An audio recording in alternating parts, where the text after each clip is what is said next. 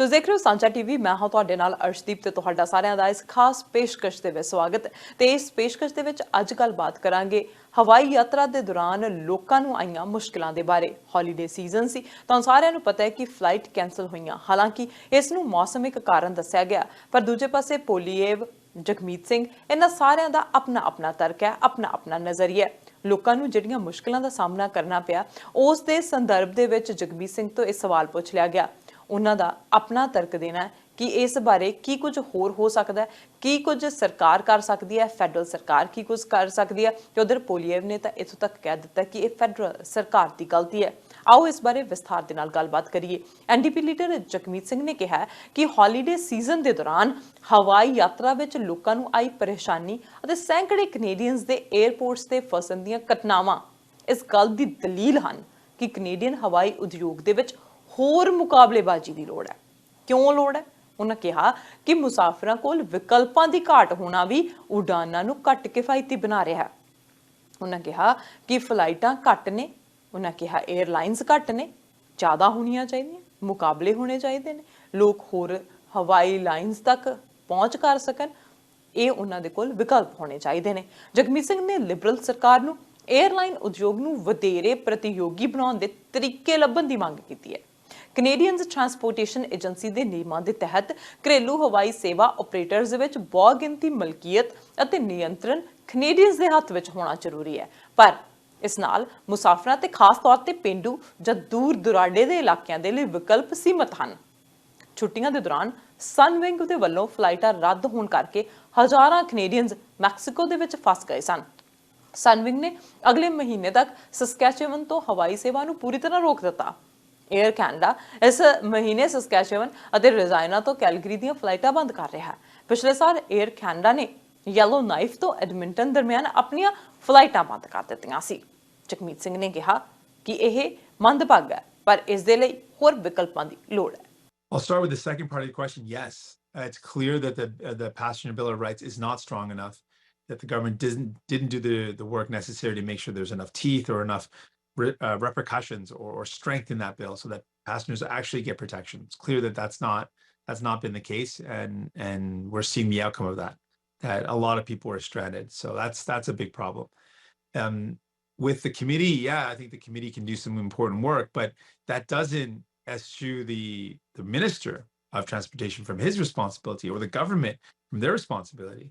The committee does important work, and that's an opportunity for oversight or for accountability, to bring forward witnesses, to hear from those companies involved, and to hear from their decision makers around why this happened, how it can be prevented.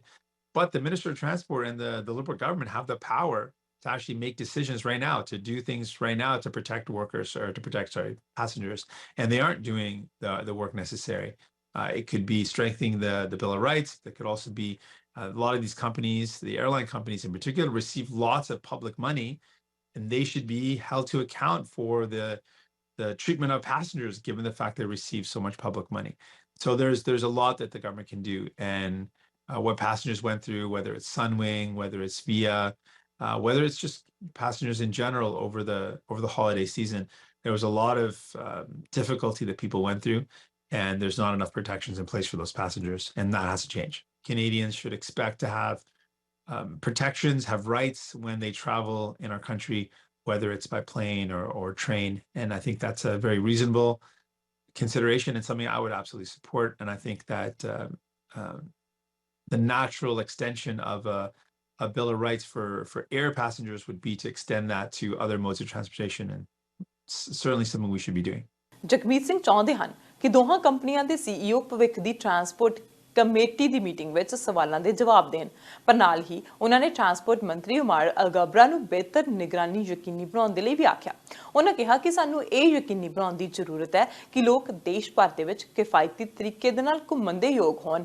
ਇਸ ਸਮੇਂ ਬਹੁਤ ਸਾਰੇ ਲੋਕਾਂ ਲਈ ਅਜਿਹਾ ਬਿਲਕੁਲ ਨਹੀਂ ਹੈ। ਇਹ ਉਹ ਚੀਜ਼ ਹੈ ਜਿਸ ਨੂੰ ਸਾਨੂੰ ਵਿਚਾਰਨ ਅਤੇ ਇਸ ਦਾ ਹੱਲ ਲੱਭਣ ਦੀ ਜ਼ਰੂਰਤ ਹੈ। Certainly, the committee should be able to hear from those representatives of the airlines and of the train service. That's something that the committee should do, absolutely. But I again want to reiterate that the committee can do its work and should do its work, and I think that's a good step. But that doesn't remove the responsibility of the Liberal government in general to take steps beyond just a committee and oversight and accountability. But the Minister of Transportation and the Liberal government have a job and have a role to ensuring that passengers are safe and have significant powers to actually make that happen. And they should be taking steps to make sure that this doesn't happen in the future. And they should be taking steps to find out why it did happen. Many people have raised for a long time the fact that there's not enough competition and there aren't enough airlines. And I know this is something that plays out for people in the north, particularly, who saw reduced competition, see their prices for travel increase dramatically. So more domestic options for travel is absolutely something I would support. And finding ways that we can make it easier for domestic competition is something, again, New Democrats would support. We need to make sure that people have access to being able to get around the country, and that it is affordable. And right now, for many people, it is not at all.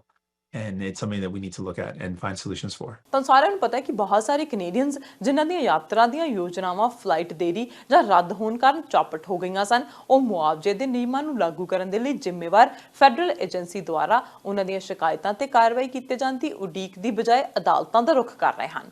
Canadian transportation agency ਇੱਕ ਅਰਧ ਨਿਆਇਕ ਅਦਾਰਾ ਹੈ ਜੋ airlines ਅਤੇ ਗ੍ਰਾਹਕਾਂ ਦੇ ਦਰਮਿਆਨ ਵਿਵਾਦ ਦਾ ਨਿਪਟਾਰਾ ਕਰਨ ਦੇ ਲਈ ਜ਼ਿੰਮੇਵਾਰ ਹੈ। ਪਰ 2019 ਤੋਂ ਲਾਗੂ ਹੋਏ ਨਵੇਂ ਨਿਯਮਾਂ ਤੋਂ ਬਾਅਦ ਅਦਾਰੇ ਕੋਲ ਸ਼ਿਕਾਇਤਾਂ ਦਾ ਵੱਡਾ ਬੈਕਲੌਗ ਹੈ। ਇਹਨਾਂ ਨਿਯਮਾਂ ਅਧੀਨ ਜੇ ਕਿਸੇ ਫਲਾਈਟ ਵਿੱਚ ਦੇਰੀ ਹੁੰਦੀ ਹੈ ਜਾਂ ਉਹ ਰੱਦ ਹੁੰਦੀ ਹੈ ਅਤੇ ਉਸਦੇ ਕਾਰਨ 에ਅਰਲਾਈਨ ਦੇ ਨਿਯੰਤਰਣ ਵਿੱਚ ਹੋਣ ਤਾਂ 에ਅਰਲਾਈਨ ਯਾਤਰੀਆਂ ਨੂੰ ਮੁਆਵਜ਼ਾ ਦੇਣ ਦੇ ਲਈ ਪਾਬੰਦ ਹੈ।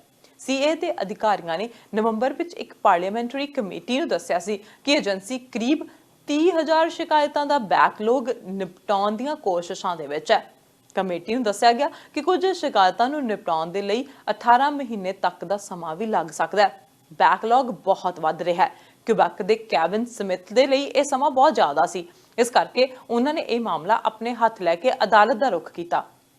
ਕੈਵਿਨ ਨੇ ਫੈਬਰੂਅਰੀ ਦੇ ਵਿੱਚ CTA ਦੇ ਕੋਲ ਸ਼ਿਕਾਇਤ ਦਾਇਰ ਕੀਤੀ ਸੀ ਜਦੋਂ ਉਹਨਾਂ ਦੀ ਵੈਨਕੂਵਰ ਤੋਂ ਆਟਵਾ ਜਾਣ ਵਾਲੀ ਫਲਾਈਟ ਰੱਦ ਹੋ ਗਈ ਸੀ ਅਤੇ ਅਗਲੇ ਦਿਨ ਦੇ ਲਈ ਬੁੱਕ ਕੀਤੀ ਗਈ ਸੀ। ਉਹਨਾਂ ਕਿਹਾ ਕਿ ਸਰਕਾਰ ਵੱਲੋਂ ਇਸ ਮਾਮਲੇ ਵਿੱਚ ਦਖਲ ਦੇ ਕੇ ਹੱਲ ਕਰਨ ਦੀ ਕੋਸ਼ਿਸ਼ ਵਿੱਚ ਇੰਨੀ ਲੰਮੀ ਉਡੀਕ ਉਹਨਾਂ ਨੂੰ ਬੇਬਸ ਮਹਿਸੂਸ ਕਰਵਾ ਰਹੀ ਸੀ।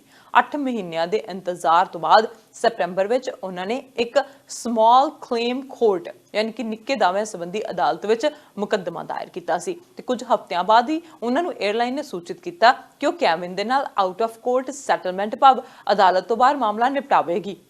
ਉਹ ਖੁਸ਼ ਸੀ, ਅਖੀਰ ਕੁਝ ਹੱਲ ਤਾਂ ਹੋਇਆ, ਪਰ ਉਸ ਨੂੰ CTA ਦੇ ਵੱਲੋਂ ਕੀਤੀ ਗਈ ਦੇਰੀ ਦੇ ਲਈ ਨਿਰਾਸ਼ਾ ਹੈ। ਉਹਨਾਂ ਕਿਹਾ ਕਿ ਅਜਿਹੇ ਸਰਕਾਰੀ ਅਦਾਰੇ ਦੇ ਹੋਣ ਦਾ ਮਤਲਬ ਹੀ ਕੀ ਹੈ ਕਿ ਜਦੋਂ ਉਹ ਸਮੇਂ ਸਿਰ ਆਪਣੇ ਕੰਮ ਦਾ ਨਿਪਟਾਰਾ ਹੀ ਨਹੀਂ ਕਰ ਸਕਦਾ। ਆਟਵਾ ਦੇ ਡੇਵਿਡ ਚਿਨ ਦੇ ਨਾਲ ਵੀ ਇਸੇ ਤਰ੍ਹਾਂ ਦਾ ਤਜਰਬਾ ਰਿਹਾ। ਉਸਨੇ ਸੈਪਟੈਂਬਰ ਵਿੱਚ CTA ਦੇ ਕੋਲ 에ਅਰਲਾਈਨ ਦੀ ਸ਼ਿਕਾਇਤ ਕੀਤੀ ਸੀ ਕਿਉਂਕਿ ਉਸਦੀ ਫਲਾਈਟ 3 ਘੰਟਿਆਂ ਤੋਂ ਵੱਧ ਦੇਰੀ ਦੇ ਨਾਲ ਉੱਡੀ ਸੀ। ਬੈਕਲੌਗ ਦਾ ਸੁਣ ਕੇ ਉਹਨਾਂ ਕਿਹਾ ਕਿ ਮੈਂ ਅਦਾਲਤ ਦਾ ਰੁਖ ਕਰ ਲਿਆ ਅਤੇ ਕੁਝ ਦਿਨ ਬਾਅਦ ਉਸ ਨੂੰ ਵੀ 에ਅਰਲਾਈਨ ਵੱਲੋਂ ਆਊਟ ਆਫ ਕੋਰਟ ਸੈਟਲਮੈਂਟ ਪ੍ਰਾਪਤ ਹੋ ਗਿਆ ਸੀ।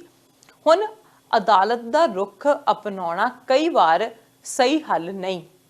ਇਹ ਇੱਕ ਤਰ੍ਹਾਂ ਦੀ ਗੈਂਬਲਿੰਗ ਦੀ ਤਰ੍ਹਾਂ ਹੈ ਕਿ ਜੇ ਕਿਸੇ ਦਾ ਨੰਬਰ ਲੱਗ ਗਿਆ ਤਾਂ ਵੀ ਠੀਕ, ਜੇ ਕਿਸੇ ਦਾ ਨਹੀਂ ਲੱਗਿਆ ਨਾ ਵੀ ਠੀਕ। ਜੇ ਪੰਜਾਬੀ ਦੀ ਕਹਾਵਤ ਕਹੀਏ, ਲੱਗ ਗਿਆ ਤੀਰ ਨਹੀਂ ਤਾਂ ਤੁੱਕਾ ਸਹੀ। ਭਾਵੇਂ ਕਿ ਚਿੰਨ ਦੇ ਮੁਕੱਦਮੇ ਦਾ ਨਿਪਟਾਰਾ ਕੁਝ ਦਿਨਾਂ ਦੇ ਵਿੱਚ ਹੀ ਹੋ ਗਿਆ ਸੀ, ਪਰ ਉਸਨੇ ਦੱਸਿਆ ਕਿ ਉਸਨੂੰ ਇਸ ਮਾਮਲੇ ਦੇ ਲਈ ਵਕੀਲ ਕਰਨ ਤੋਂ ਲੈ ਕੇ 에ਅਰਲਾਈਨ ਦੇ ਕਿਸੇ ਹੋਰ ਸ਼ਹਿਰ ਵਿੱਚ ਸਥਿਤ ਕਾਨੂੰਨੀ ਦਫ਼ਤਰ ਵਿੱਚ ਨੋਟਿਸ ਪਹੁੰਚਾਉਣ ਦਾ ਕੰਮ ਕਰਨ ਤੱਕ ਕਈ ਕਾਰਜ ਕਰਨੇ ਪਏ ਜੋ ਕਿ ਸੌਖੇ ਨਹੀਂ ਸਨ। ਕਿਊਬੈਕ ਦੇ ਇੱਕ ਵਕੀਲ ਸਿਲਵੀ ਦਾ ਕਹਿਣਾ ਹੈ ਕਿ ਅਦਾਲਤ ਦਾ ਰੁਖ ਅਪਣਾਉਣਾ ਹਮੇਸ਼ਾ ਇੱਕ ਗੈਂਬਲਿੰਗ ਦੀ ਤਰ੍ਹਾਂ ਹੁੰਦਾ ਹੈ। ਉਹਨਾਂ ਕਿਹਾ ਕਿ ਅਦਾਲਤ ਦਾ ਮਤਲਬ ਹੈ ਸਾਨੂੰ ਪਤਾ ਨਹੀਂ ਹੁੰਦਾ ਕਿ ਜੱਜ ਫੈਸਲਾ ਕੀ ਲਵੇਗਾ। ਸਿਲਵੀ ਨੇ ਕਿਹਾ ਕਿ ਜੇ 에ਅਰਲਾਈਨ ਵੀ ਅਦਾਲਤ ਵਿੱਚ ਕੀਤੇ ਦਾਅਵੇ ਨੂੰ ਚੁਣੌਤੀ ਦੇਣ ਦਾ ਇਸ਼ਾਰਾ ਕਰੇ ਤਾਂ ਉਹ ਕੇਸ ਤੇ ਕਾਰਵਾਈ ਹੁੰਦਿਆਂ ਨੂੰ ਕਈ ਸਾਲ ਵੀ ਲੱਗ ਸਕਦੇ ਆ। CTA ਦਾ ਕਹਿਣਾ ਹੈ ਕਿ ਉਹਨਾਂ ਵੱਲੋਂ ਬੈਕਲੌਗ ਘਟਾਉਣ ਦੇ ਯਤਨ ਕੀਤੇ ਗਏ ਹਨ, ਜਿਸ ਵਿੱਚੋਂ ਇੱਕੋ 에ਅਰਲਾਈਨ ਨਾਲ ਸੰਬੰਧਿਤ ਸ਼ਿਕਾਇਤਾਂ ਨੂੰ ਇੱਕ ਬੈਂਚ ਦੇ ਵਿੱਚ ਰੱਖੇ ਦਾ ਫੈਸਲਾ ਕੀਤਾ ਗਿਆ। ਫੈਸਲਾ ਸ਼ਾਮਿਲ ਕੀਤਾ ਗਿਆ। ਜਦੋਂ ਪੁੱਛਿਆ ਗਿਆ ਕਿ ਫੈਡਰਲ ਸਰਕਾਰ CTA ਵਿਖੇ ਉਡੀਕ ਸਮੇਂ ਨੂੰ ਘਟਾਉਣ ਲਈ ਕੀ ਕਰ ਰਹੀ ਹੈ ਤਾਂ ਟਰਾਂਸਪੋਰਟ ਮਿਨਿਸਟਰ ਉਮਾਰ ਅਲਗਬਰਾ ਦੇ ਬੁਲਾਰੇ ਨੇ 2022 ਦੇ ਬਜਟ ਵਿੱਚ ਬੈਕਲੌਗ ਨਾਲ ਨਜਿੱਠਣ ਦੇ ਲਈ ਸ਼ਾਮਿਲ $11 ਮਿਲੀਅਨ ਦੀ ਰਾਸ਼ੀ ਵੱਲ ਇਸ਼ਾਰਾ ਕੀਤਾ। ਬੁਲਾਰੇ ਨੇ ਇੱਕ ਈਮੇਲ ਵਿੱਚ ਕਿਹਾ, ਸਾਡੀ ਤਰਜੀਹ ਇਹ ਯਕੀਨੀ ਬਣਾਉਣਾ ਹੈ ਕਿ ਕੈਨੇਡੀਅਨਸ ਸੁਰੱਖਿਅਤ ਅਤੇ ਸੁਚਾਰੂ ਢੰਗ ਨਾਲ ਸਫ਼ਰ ਕਰ ਸਕਣ ਅਤੇ ਅਸੀਂ ਹਵਾਈ ਉਦਯੋਗ ਵਿੱਚ ਆਪਣੇ ਭਾਈਵਾਲਾਂ ਅਤੇ ਅਹਿਮ ਲੀਡਰਾਂ ਦੇ ਨਾਲ ਕੰਮ ਕਰਨਾ ਜਾਰੀ ਰੱਖਾਂਗੇ। ਸਿਲਵੀ ਨੇ ਕਿਹਾ ਕਿ ਜਦੋਂ ਤੱਕ ਨਿਯਮ ਮਜ਼ਬੂਤ ਨਹੀਂ ਕੀਤੇ ਜਾਂਦੇ ਉਦੋਂ ਤੱਕ ਯਾਤਰੀ ਅਦਾਲਤ ਦਾ ਰੁਖ ਇਖਤਿਆਰ ਕਰਦੇ ਰਹਿਣਗੇ। ਉਹਨਾਂ ਕਿਹਾ ਕਿ ਅਦਾਲਤ ਵਿੱਚ ਇਹ ਸਾਬਿਤ ਕਰਨ ਦੀ ਜ਼ਿੰਮੇਵਾਰੀ ਯਾਤਰੀ ਦੀ ਹੁੰਦੀ ਹੈ ਕਿ 에ਅਰਲਾਈਨ ਨੇ ਨਿਯਮਾਂ ਦਾ ਪਾਲਣ ਨਹੀਂ ਕੀਤਾ ਅਤੇ ਯਾਤਰੀ ਫਲਾਈਟ ਵਿੱਚ ਦੇਰੀ ਜਾਂ ਰੱਦ ਹੋਣ ਤੇ 에ਅਰਲਾਈਨ ਵੱਲੋਂ ਦਿੱਤੀ ਜਾਣਕਾਰੀ ਤੇ ਹੀ ਨਿਰਭਰ ਹੁੰਦਾ ਹੈ। ਉਹਨਾਂ ਕਿਹਾ ਕਿ ਜੇ ਇਹ ਸਾਬਿਤ ਕਰਨ ਦੀ ਜ਼ਿੰਮੇਵਾਰੀ 에ਅਰਲਾਈਨ ਦੀ ਹੁੰਦੀ ਕਿ ਉਹਨਾਂ ਨੇ ਨਿਯਮਾਂ ਦੀ ਪਾਲਣਾ ਕੀਤੀ ਹੈ ਤਾਂ ਸ਼ਾਇਦ ਇਹ ਤਰੀਕਾ ਬਿਹਤਰ ਹੁੰਦਾ।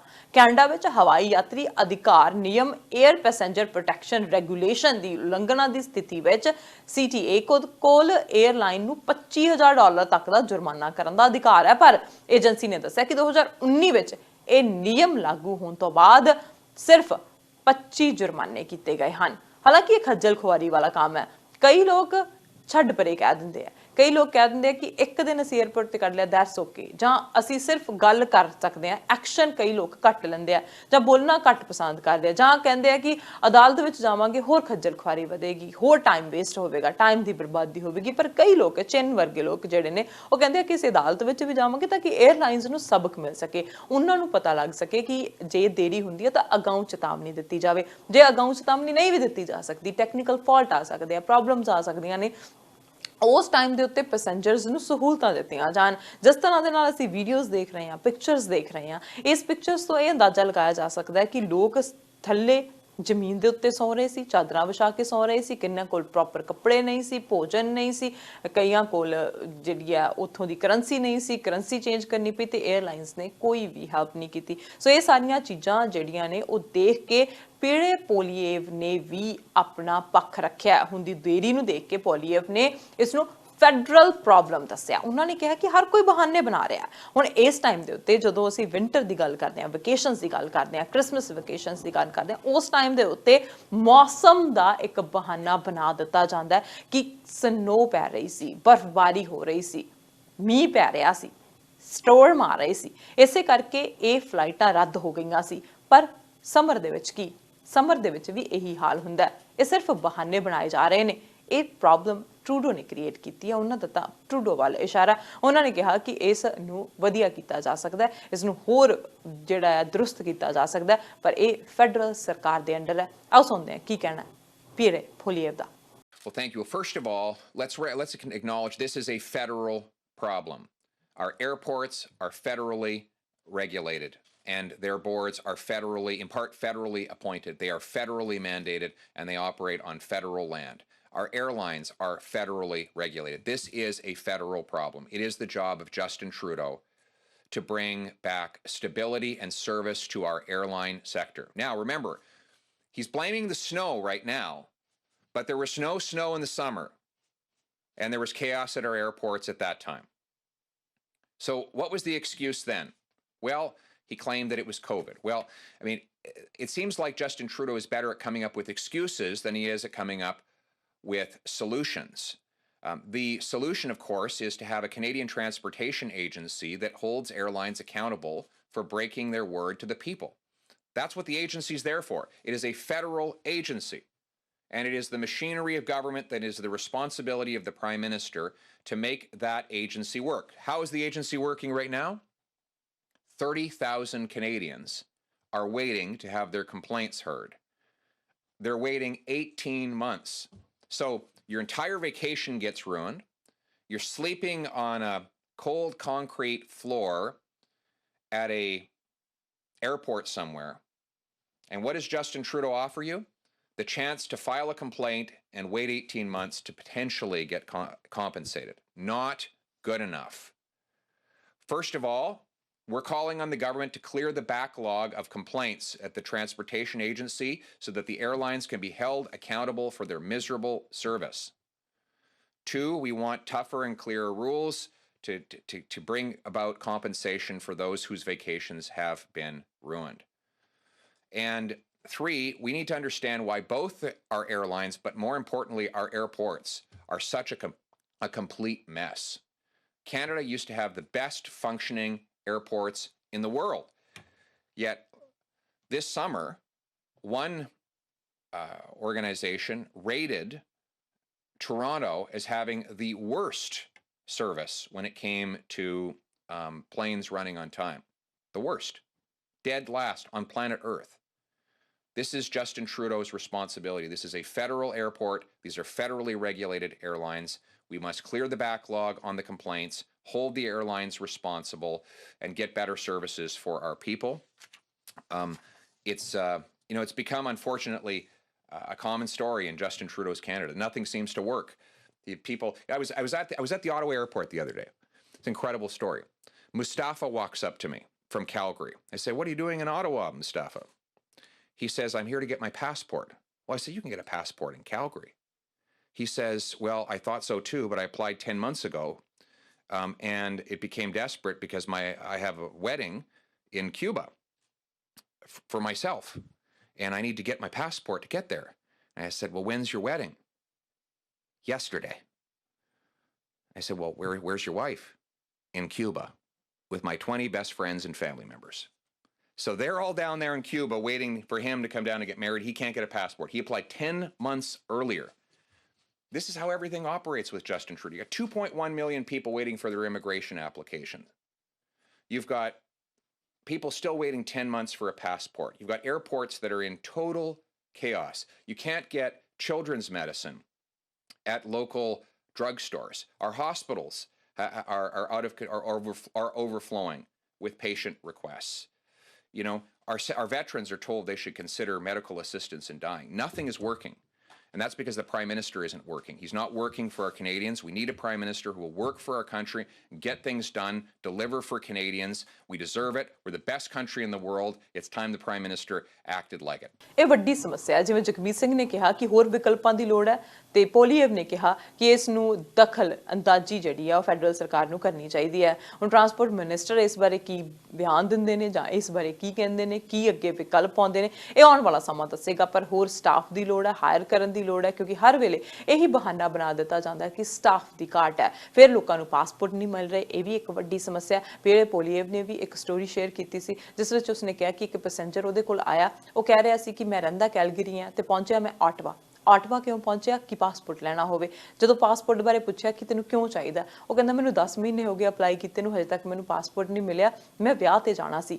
ਵਿਆਹ ਕਿਹਦਾ ਸੀ? ਉਹ ਕਹਿੰਦਾ ਮੇਰਾ ਆਪਣਾ ਵਿਆਹ ਸੀ। ਤੇ ਵਿਆਹ ਕਦੋਂ ਆ? ਕਹਿੰਦਾ ਕੱਲ ਸੀ।